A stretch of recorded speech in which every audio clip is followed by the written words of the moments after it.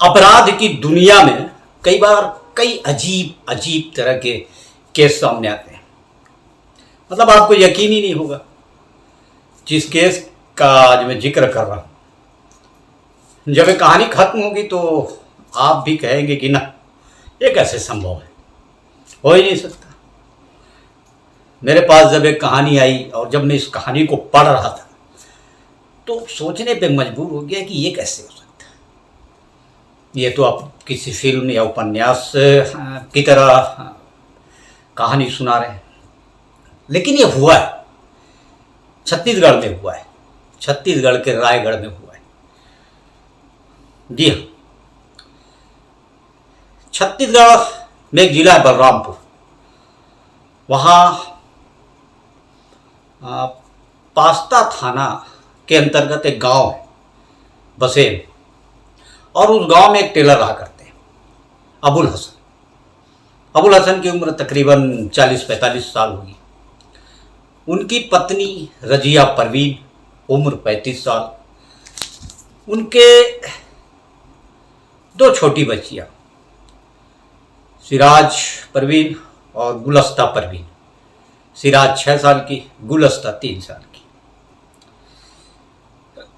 अब ये होता ये कि 8 अगस्त 2023 को रजिया परवीन अपने दोनों बच्चों को लेकर एक दिन कहीं चली जाती है। अबुल हसन जब सवेरे उठता है तो देखता है कि न बीबी है न बच्चियां है, गायब। पूरे गांव में खोजता है, रिश्तेदार नातेदारों में खोजता है। रजिया के मायके जो झारखंड के प्रतापपुर में चित्रा गांव है, वहाँ पता करता है, वहाँ भी वो रजिया नहीं पहुँचती। तो आखिर रजिया गई कहाँ? वो भी किसी प्रेमी के साथ मान लो भाग गई, तो फिर 2 बच्चों को लेके जाने की क्या ज़रूरत है? तो तमाम तरह की बातें, और उसके बाद खोजबीन लगातार चलती है। रजिया का भाई जो अबुल हसन का साला, वो भी तमाम जगहों पे तलाश करता है, और तलाश करते करते 3 दिन बीत जाते। तीसरे दिन अबुल हसन थाने पहुंचता है, पास्ता थाना रायगढ़ जिले का, और वहाँ वो गुम इंसान का मामला दर्ज करवाता है।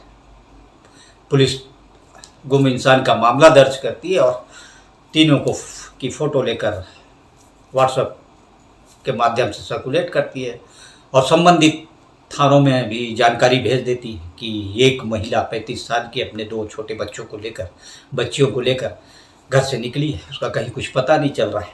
जंगल का इलाका है वो पूरा सघन। तो तलाशी में दिन बीतते जाते हैं। इसी बीच 14 अगस्त को एक खबर आती है ग्रामीणों के द्वारा कि खरसिया थाना क्षेत्र में एक नदी बहती है, पहाड़ी नदी, देहजरी नदी। वहां एक महिला और 2 बच्चियों की लाश पाई गई है। अब चूंकि लाश काफी डिस्पोज हो चुकी थी, काफी फूल चुकी थी, पहचानने लायक थी नहीं, लेकिन ये पहचाना जा सकता था कि एक महिला है और उसके साथ 2 बच्चियां हैं। तो स्वाभाविक तौर पर लगता है कि रजिया परवीन होगी, उसकी 2 बेटियां होंगी। बात अबुल हसन तक पहुंचती है। वो अपने साले को लेकर दहजरी नदी पहुंचता है, पास्ता थाने पहुंचता है। वहाँ उसको बॉडी दिखाई जाती है, तो वो पहचान लेता है, कहता है हाँ, ये मेरी बीबी और मेरी बेटियां हैं। उसके बाद पुलिस जो मुस्लिम रीति रिवाज के अनुसार उनके अंतिम संस्कार कर देती है, सुपुर्द खाक कर देती है उनको, और बात आई गई हो जाती है। तभी अबुल हसन को एक बात पता चलती है, जुलाई महीने में, कि उसकी दोनों बच्चियां और उसकी पत्नी जिंदा है। और इन दिनों वो अपने मायके जो झारखंड के प्रतापपुर थाने के अंतर्गत चित्रा गांव है, वहाँ रह रही। तो अबुल हसन चौंक पड़ता है कि भाई, अगर पत्नी और बच्चियां जिंदा है तो जिस लाश की मैंने शिनाख्त की थी वो कौन है? तो हतप्रभ रह जाता है। वो सीधा झारखंड पहुंचता है। वहाँ जाके देखता है तो अवाक, सच में उसकी पत्नी और बच्ची जिंदा है। लेकिन वो अब अबुल हसन के साथ आना नहीं चाह रहे थे। तो अबुल हसन लौट आता है, लेकिन मन में सवाल उसके भी है कि करे तो क्या करे, पुलिस को इसकी जानकारी दे कि ना दे। समय बीतता है, अगस्त आ जाता है। अगस्त भी बीत जाता है इसी मंथन चिंतन में। और फिर सितंबर की शुरुआती 1 या 2 तारीख को वो अपनी पत्नी को लाने जाता है और लेके पत्नी और बच्ची को आता है। इस बात की खबर पुलिस को लगती है। अब पुलिस भी बयान लेती है। पुलिस के लिए तो और चौंकाने वाली बात है कि एक तरफ 8 अगस्त 2023 को एक महिला अपने 2 बच्चियों को लेकर निकलती है और 14 अगस्त को दहजरी नदी में एक महिला और 2 बच्चियों की लाश मिलती है। पुलिस तो स्वाभाविक तौर पे लोग भी समझेंगे, आप हम भी समझेंगे कि वही, क्योंकि महिला की उम्र भी समान, दोनों बच्ची की उम्र भी समान। जो एक अंदाज़ा लगाया गया था पुलिस के द्वारा कि जिस महिला की लाश मिली थी दहजरी नदी में, उस महिला की उम्र भी 35 से 40 के आसपास, और जिन 2 बच्चियों की लाश मिली थी उनकी भी उम्र, एक की उम्र 5 से 6 साल, एक की उम्र 3 से 4 साल। तो ये मामला सेम टू सेम था, हूबहू। पुलिस जो एसपी है वहाँ के, राजेश अग्रवाल रायगढ़ के, वो पास्ता थाना प्रभारी विजेंद्र सिंह से कहते हैं कि भाई मामला तो गंभीर है यार, आप जाओ और उस महिला का बयान लो, रजिया परवीन का। पहुँचते हैं, रजिया परवीन का बयान लेते हैं। बोले भाई तुमको तो मरा हुआ बताकर अंतिम संस्कार कर दिया तुम्हारे पति ने, तुम तो जिंदा हो, क्या कहानी? तो बताती कि साहब पति से झगड़ा अक्सर होता था, तो इस बात से नाराज होकर एक रात उसने किसी से संपर्क किया कि उसे काम दिला दे ताकि वो अलग रह के अपनी बच्चियों की परवरिश कर सके। तो एक एजेंट के माध्यम से उसे राजस्थान में काम मिलता है और चुपचाप फिर 8 अगस्त 2003 को उसे एजेंट के साथ राजस्थान चली जाती है। 6 महीना वो काम करती है, लेकिन वहाँ काम उसको जमता नहीं।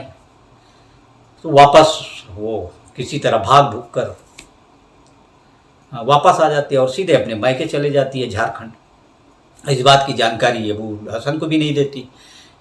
लेकिन जनवरी में वो लौट के जब आती जनवरी में, हाँ, उसके बाद जुलाई में अबुल हसन को पता चलता है कि पत्नी जिंदा है और लौट आई है अपने मायके में। और 1-2 बार लेने भी जाता है, लेकिन वो आती नहीं। और अभी हाल फिलहाल आई। तो कुल मिला के बड़ा विचित्र कहानी हो गई। एक तरफ जिनको मरा समझा जा रहा था वो लौट आई, और जिनकी लाश मिली वो कौन पता ही नहीं। पुलिस ने चारों तरफ व्हाट्सएप के जरिए उनके फ़ोटो सर्कुलेट करवाए, सभी थानों से पता किया, पूरे छत्तीसगढ़ के थानों से पता किया, गुम इंसान की फाइल मंगाई गई कि भाई कोई ऐसी महिला जो अपने 2 बच्चियों के साथ गायब है। लेकिन कहीं कोई से रिपोर्ट नहीं, ना कोई गुमशुदगी का मामला दर्ज। जिनका मामला दर्ज था वो लौट आए। तो पुलिस के लिए बड़ा पहेली बनी हुई है और पूरे चर्चे में है ये कहानी, पूरे छत्तीसगढ़ में चर्चे में, कि ये बड़ा विचित्र बात है कि सेम उम्र की महिला अपने बच्चों को लेकर गायब होती है और उसके हफ्ता भर बाद सेम उम्र की महिला और बच्चियों की लाश मिलती है। तो उलझन भरी कहानी है, पुलिस उलझी हुई है, पुलिस समझ ही नहीं पा रही है कि इसकी कड़ी जोड़े तो जोड़े कैसे। अब कुछ कोई मामला गुम इंसान का मिले, कोई सूत्र मिले कि परिवार इनका है, पति है, तो मान लीजिए कि भाई कोई तो होगा, यहाँ नहीं होगा तो भारत के किसी हिस्से में होगा, कहीं तो गुम इंसान का मामला दर्ज होगा। क्योंकि छोटी बच्ची है, जवान महिला है, कुछ मामला दर्ज नहीं। तो पुलिस अभी उलझी हुई है और इस कहानी में हम भी उलझे हुए। हमको भी बड़ा विचित्र लग रही है कहानी और सुलझना जरूरी है, पता चलना जरूरी है कि वो महिला कौन थी और वो 2 मासूम बच्चियां कौन है। तो बने रहिएगा हमारे साथ, इसका अपडेट मैं आपको देते रहूँगा और बताते रहूँगा। जब इस पे कोई नई जांच सामने आएगी तो मैं इस कहानी का अपडेट आपको देते रहूँगा। और कहानी कैसी लगी कमेंट्स बॉक्स में ज़रूर बताइए। कुछ आपके पास इस कहानी से, स्टोरी से जुड़े कोई तथ्य हों, कुछ चीज़ हों जो उनकी पहचान करने पे मदद हो सके, हम पुलिस की मदद कर सकें, तो ज़रूर कमेंट्स बॉक्स में ज़रूर बताइएगा। और फिर इस कहानी के नए अपडेट के साथ फिर जल्द मिलेंगे। तब तक के लिए नमस्कार, जय हिंद।